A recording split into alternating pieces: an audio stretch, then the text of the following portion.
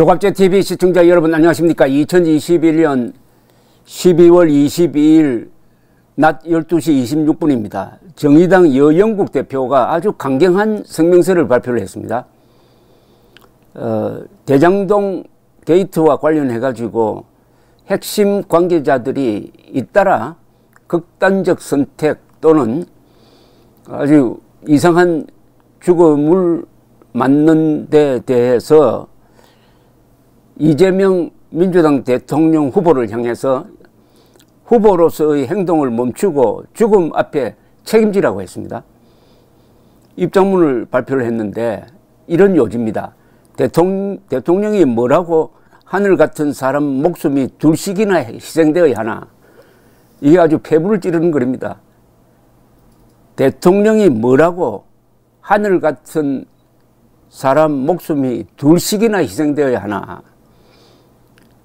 대장동 사건으로 수사를 받던 유한기 전 성남도계공 개발사업본부장에 이어서 유한기 씨의 부하였던 김문기 개발 1처장이 어제 숨진 채 발견되자 대장동 사업의 최종 결정권자였던 이재명 후보에게 후보직 사퇴를 요구한 것으로 보입니다.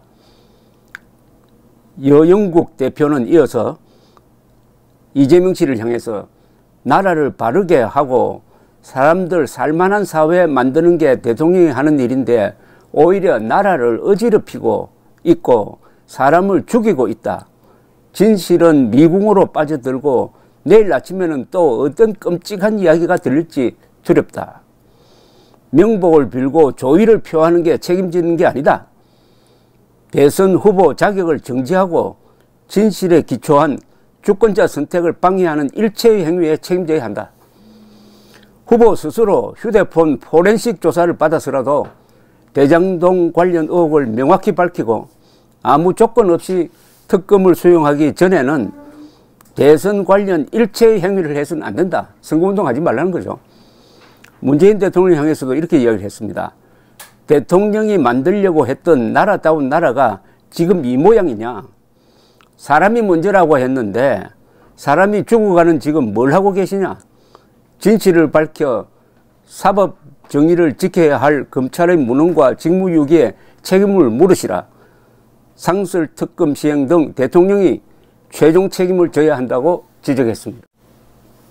어제 오후 성남도시개발공사 사무실에서 숨진 채 발견된 김문기 개발 1처장의 유족들도 아주 억울함을 공개적으로 기자들 앞에서 호소를 했습니다.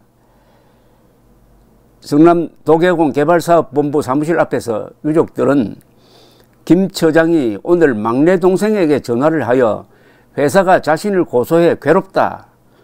이 회사에서 김 처장만 고소했는데 그것에 너무 큰 충격을 받았다고 유족들이 이야기를 했습니다. 이 유족은 또 지금까지 검찰에서 계속 조사를 받았고 거기에 뒤따르는 책임을 윗사람들은 아무도 지려고 하지 않고 이 회사에서 유일하게 동생만 고소했다. 이게 결국은 몸통은 놔두고 꼬리 자르기를 했다는 것이라고 했습니다. 정의당의 주장처럼 이 유족도 이재명 후보의 책임을 거론하고 있는 것으로 보입니다. 이 유족은 누구한테 어떤 이야기를 할 수도 없는 입장에 섰을 때 얼마나 힘들었겠는가. 그런데 아직 경찰로부터 유서가 있는지 여부에 대해서는 전달받은 내용은 없고 경찰은 부검을 하겠다고 합니다.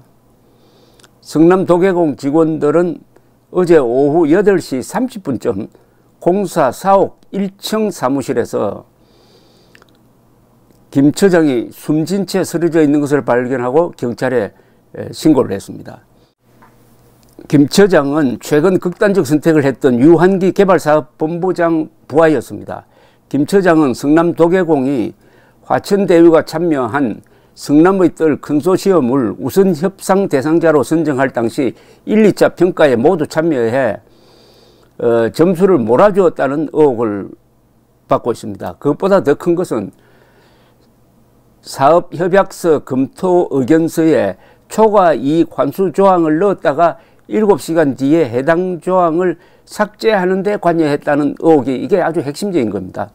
초과 이익 환수 조항만 들어갔으면은 특혜 시비가 없었는데 어떤 연고로 해서 그것을 빼는 데 관계했다. 이 부분이 지금 추궁 대상이죠.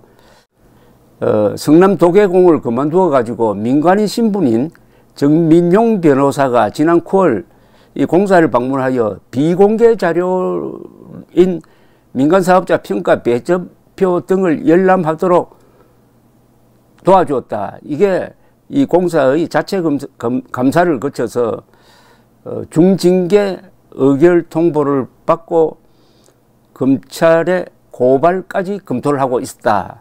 이 상황이 이분을 심리적으로 상당히 어렵게 만들었다. 이렇게 보여집니다. 국민의힘 이재명 특위위원장 김진태 전 의원은 페이스북에 이런 식으로 정리를 했습니다.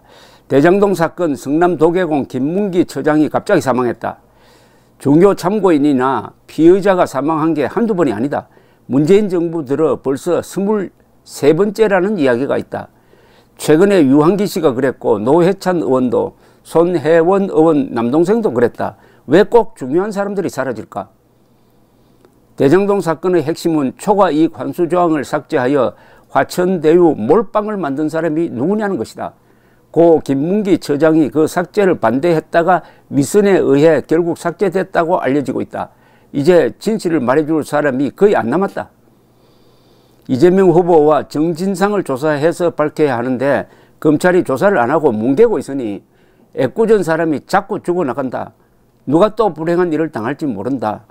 결국 이런 죽음은 검찰이 이재명, 정진상 이런 윗선을 조사를 했으면 아래 사람들의 심리적 부담이 덜할 텐데 윗사람 조사 안 하고 봐주는 식으로 하면서 아래 사람에게 덮어 씌우려고 하는 것에 대한 심리적 부담으로 이런 선택을 하는 게 아니냐 하는 이런 이야기입니다.